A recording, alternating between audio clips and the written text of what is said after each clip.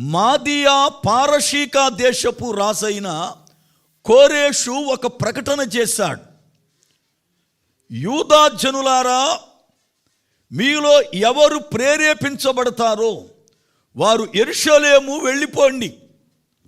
అక్కడ మందిరము లేదు, శిథిలమైపోయింది గనుక మీరు తిరిగి దేవుని మందిరాన్ని కట్టండి, దానికి కావలసినవన్నీ కూడా నేను సిద్ధపరుస్తానని అన్యరాజు అయిన కోరేషు ప్రకటన చేశాడు. అతడు దేవునిని ఎరుగని వాడే, కానీ దేవుడు తనని రేపాడు మందిరాన్ని కట్టడానికి.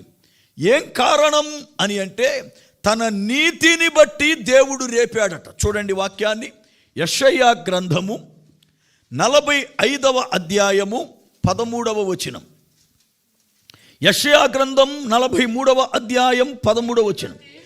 నీతిని బట్టి కోరేషును రేపితిని, అతని మార్గములన్నీ సరళము చేసేదను. చాలు. ఒక అన్యుడైనటువంటి రాజుని నీ మందిరము కట్టడానికి ఎందుకు రేపేవయ్యా అంటే, నా ప్రజలు అనబడుతున్న వారు పాపమునకు దాసులై వారి క్రియలను బట్టి మందిరాన్ని పోగొట్టుకున్నారు. వాళ్ళు మందిరం శత్రువైన బబులోను రాజు చేతికి వెళ్ళిపోవడం కారణమేంటి?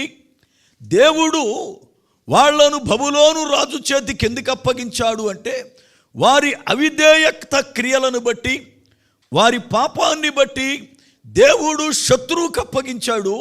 శత్రువు వచ్చి మందిరాన్ని పూర్తిగా నాశనం చేసి వెళ్ళిపోయాడు.